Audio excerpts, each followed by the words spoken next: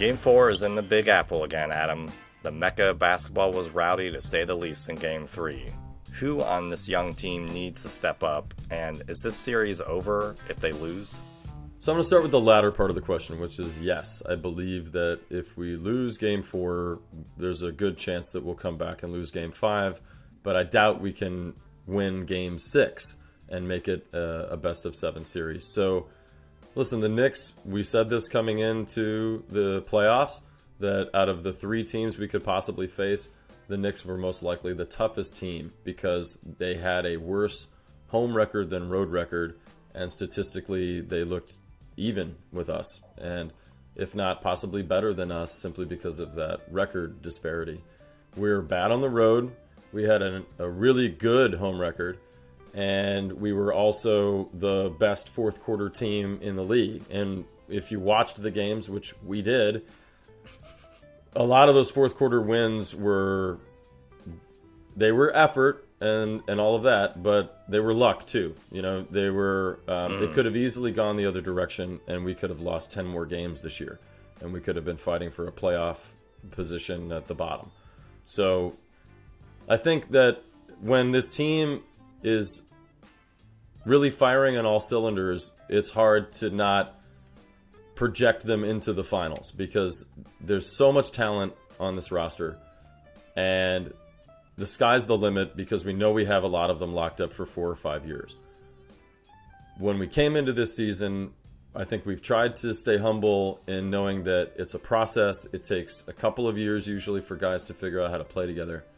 And they've really, as we said in the Junkyard Pod, they've gone above expectations so fast that we're all kind of drinking the Kool-Aid a little too quickly and believing that they're going to achieve greatness this year. So that being said, what young guys need to step up on the team? All of them. It was a team effort in losing last night. Even Donovan Mitchell looked awful. Mm-hmm. Yes, he looked great for a basketball player, but for Donovan Mitchell's abilities, he looked pretty bad. And the team, I think, just needed to come out and be reminded of where they're at. So the youth on this team is the reason why we're not going to win it all this year. And the people that need to step up are Garland, Allen, Mobley, Mitchell, all these guys. They all need to play a better game than Game 3. Now, if they had played more similar to Game 1 or something in between Game 1 and Game 2, I'd be saying that the person that needs to step up is Darius. Because we saw in Game 2 what happens when he does. We saw in Game 3 what happens when he can't. And the fact that he was 1 for 12, I think, going into the half. Everybody can have off nights, but if you're going to be a superstar in this league, you can't have a night like that really ever again. You just can't. You need to be more consistent than that. And the fact that he only had 3 assists. All right, if you're not getting the points up, 10 points, 3 assists, 2 rebounds, the Knicks made you look like this was your rookie year. So I know that I'm usually the hardest on Garland, and I think it's because I see the most possibility in him. And I think that he can be at a level of Donovan Mitchell one day. But a game like that just reminds us that he has further to go. What would you say to this question? Well, to start with your initial response, I think that the Cavs could win a Game 7. They could force it to a Game 7 and win the series.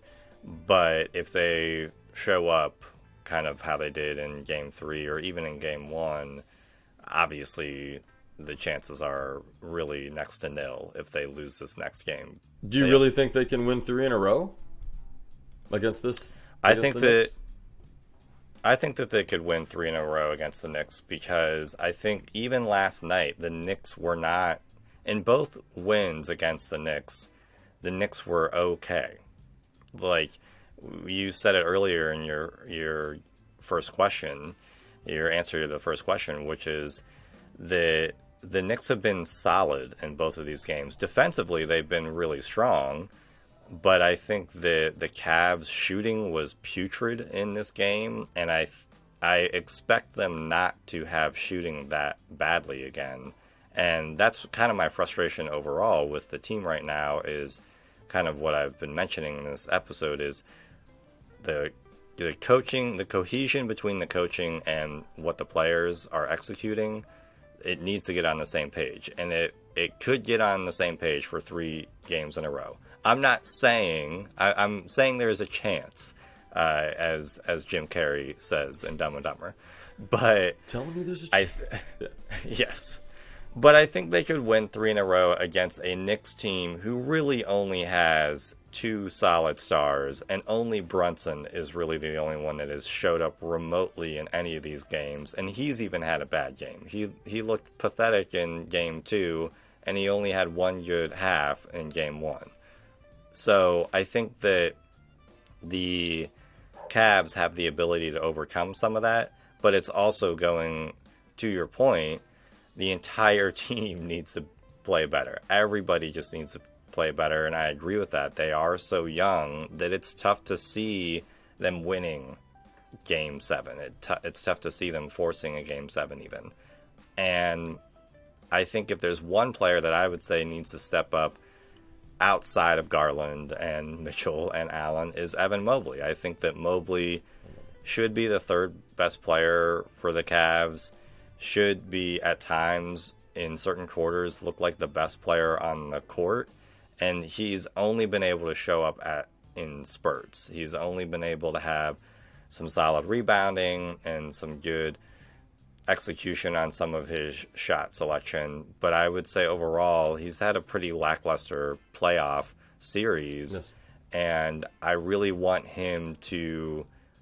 I just would like to see him put a stamp on some of these quarters or some of these possessions. And we're not seeing that at all from him. He's being more of a role player right now, and he's not. He is the future of this franchise, and I know he's super young. He's very, very young, but I would put the onus on him a little bit to step up more to make the Knicks feel his presence. Yeah, Evan Mobley, I think I'm willing to give him a little more time, not compared to you, obviously. I'm just saying in my head, I'm willing to give him more time because this is his sophomore year.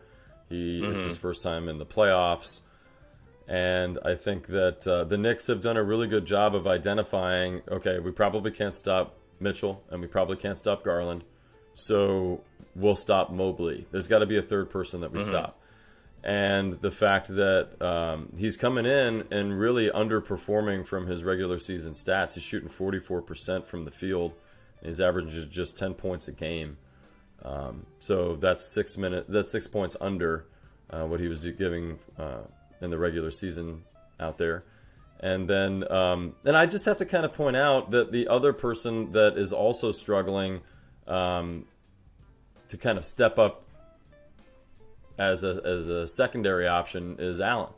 Really, both of our guys underneath are not contributing as much as I expected in this series. And with Allen, I don't necessarily see it being his fault.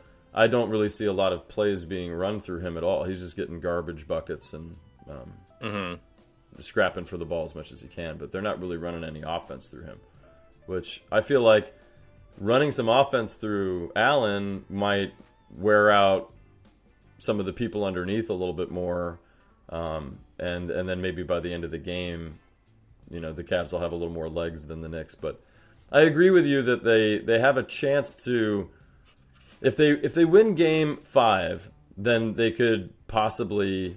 So that's the thing. I have a hard time believing that they can win 3 in a row, simply because right now they're 6-2 against the Knicks this year. So they the Knicks, for whatever reason, just have our number and don't seem to. It's hard for me to believe that we can win more than 2 in a row against them. So we really have to get game 4 and then game 5. That would be great. I think we'd probably lose game 6 and then game 7. It's all or nothing. But Yeah. I can see that. I totally agree. It's just, I think that, to me, I think that the Knicks have not, I think there's a level of the Cavs have really underperformed in this series where the Knicks have performed at what the Knicks are. But at the same time, I totally agree with your point, which is they seem to have our number, which is, it's tough to get over that. Yeah. No, fair point. Thank you for listening to the Cavaliers Basketball Club podcast. Let's go Cavs!